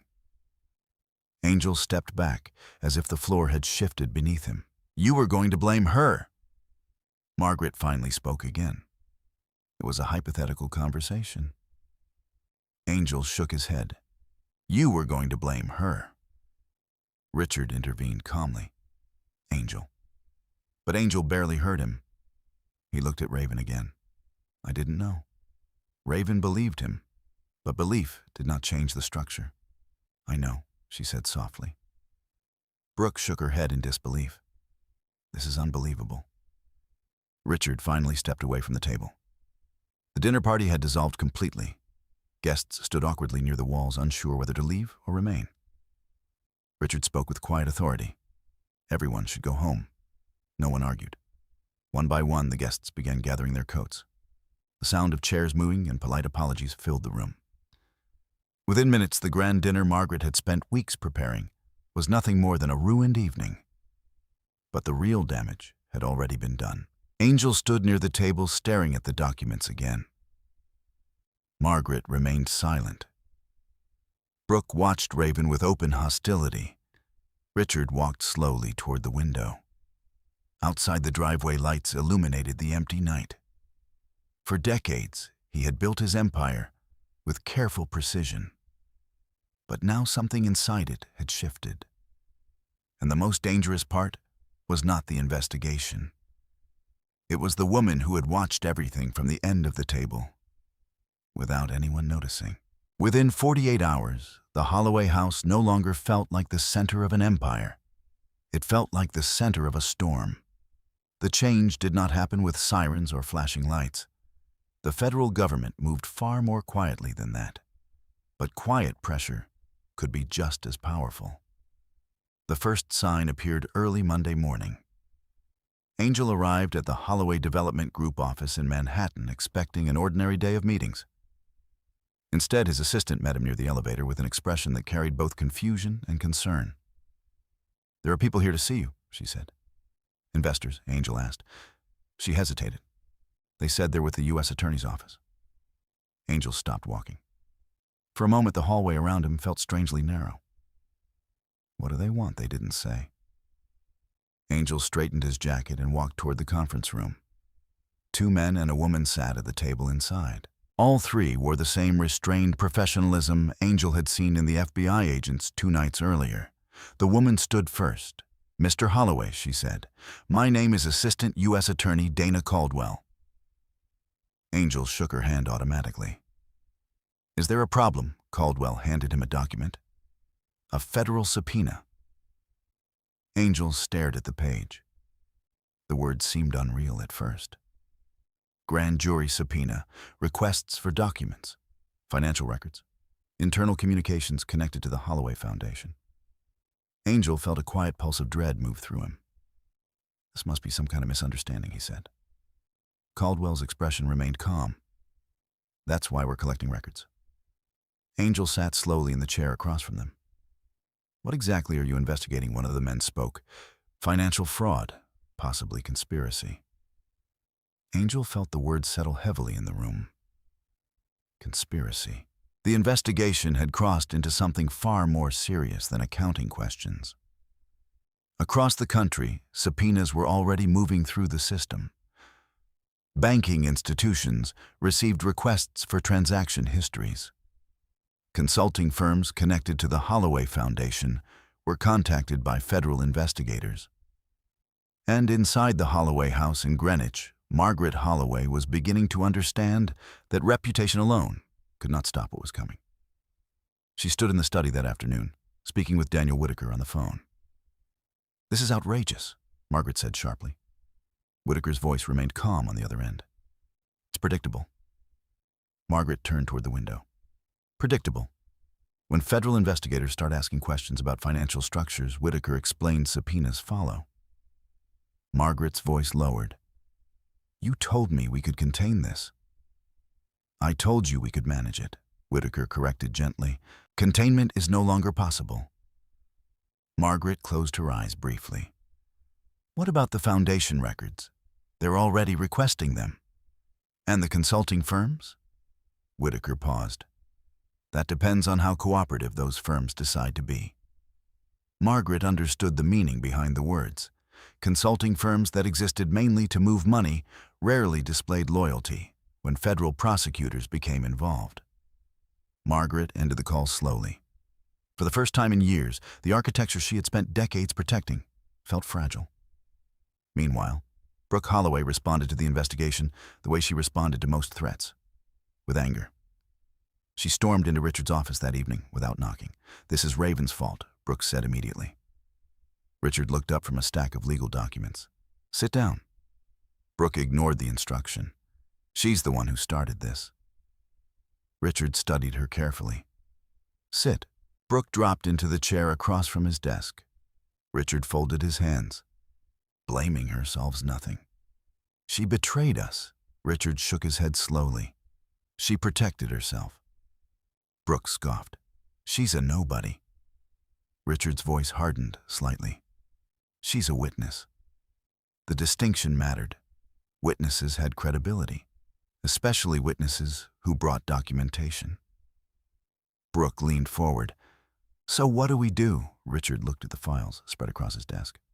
Financial summaries, legal assessments, early projections of what the federal investigation might uncover.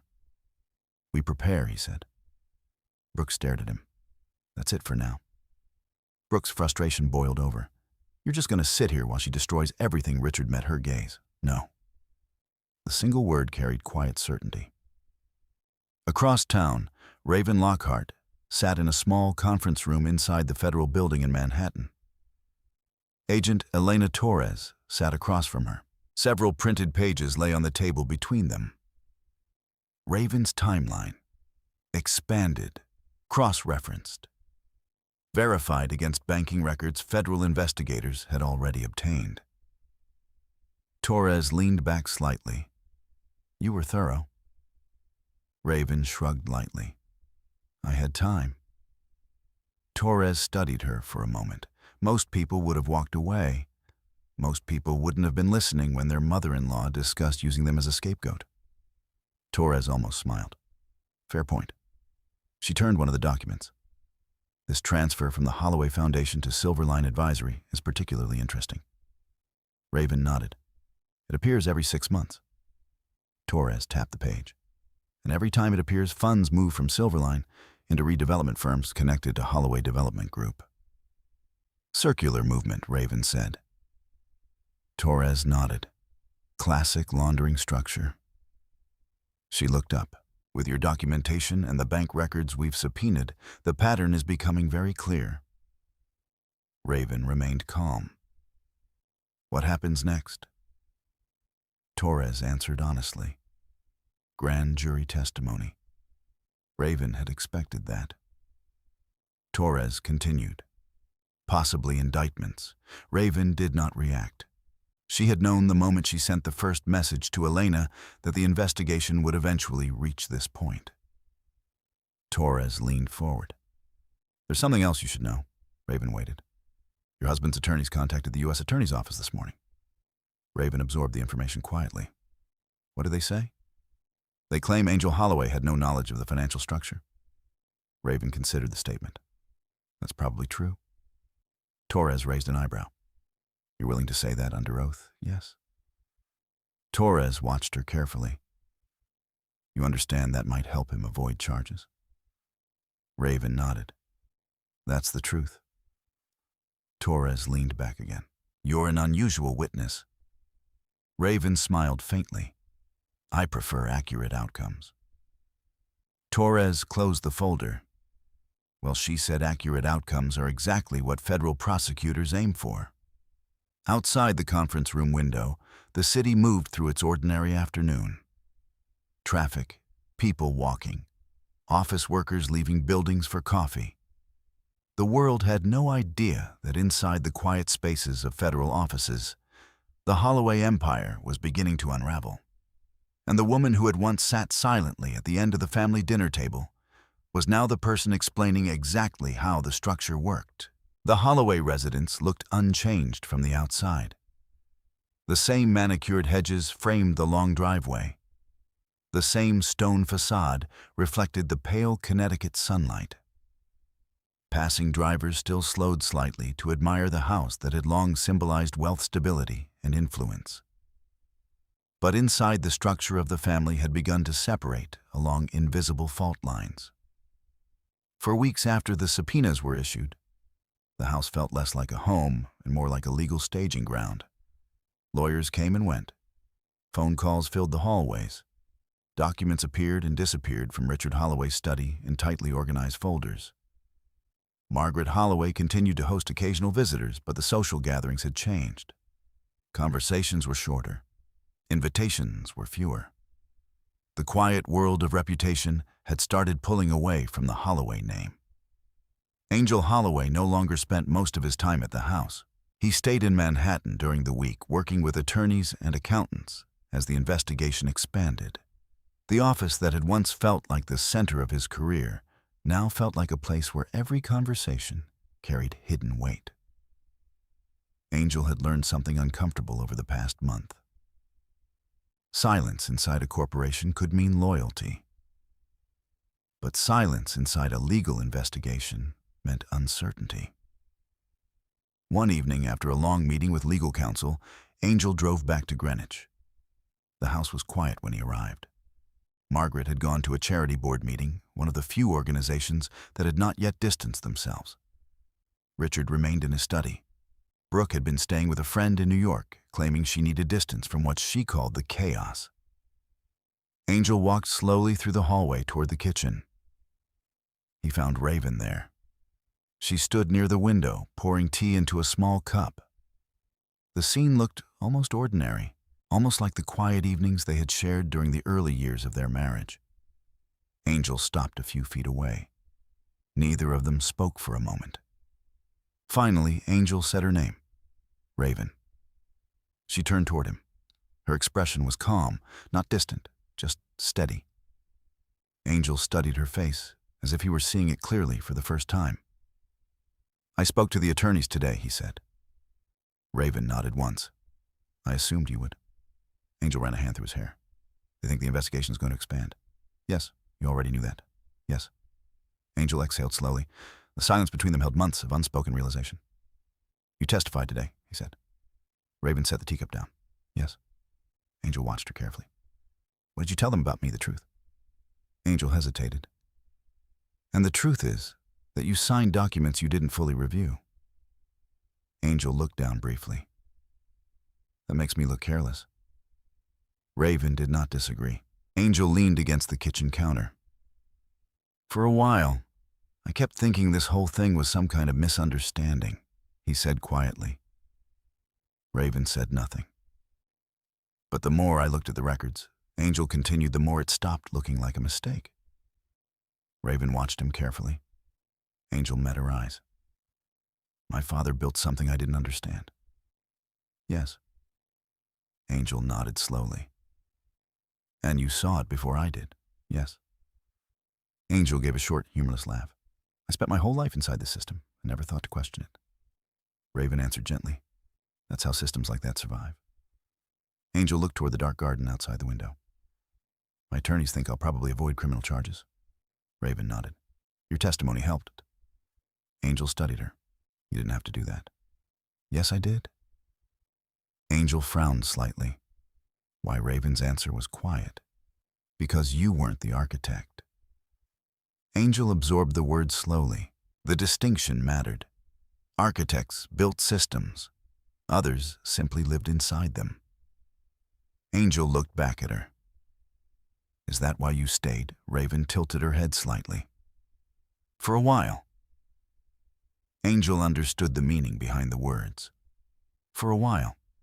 Before the pattern became impossible to ignore. Before the conversation outside Richard's study. Before the dinner, Angel walked slowly around the kitchen island and stopped across from her. "What happens now?" Raven looked at him calmly. "I leave?" Angel nodded once. He had expected that answer. "When soon?" Angel swallowed. "You've already decided?" "Yes." The quiet certainty in her voice made something inside him settle. For the first time in weeks, Angel felt the strange clarity that comes when denial finally ends. "You were never really part of this family," he said. Raven considered the statement. "I tried." Angel believed her. But trying and belonging were not always the same thing. "Where will you go?" he asked. Raven picked up the teacup again. "Somewhere quiet." Angel almost smiled. "That sounds like you." Raven returned the faint smile. They stood there for several minutes without speaking. No anger, no accusations. Just the quiet aftermath of something that had already ended. Finally, Angel asked one more question. "Who are you really, Raven?" She met his gaze. "The same person I've always been." Angel nodded slowly. He believed that too. The difference was that he was only now beginning to understand what that meant. Later that night, Raven walked through the house one final time. The dining room where the dinner had fallen apart. The study where Margaret and Richard had spoken too confidently. The long hallway that had carried voices meant to remain private. Every room looked exactly the same.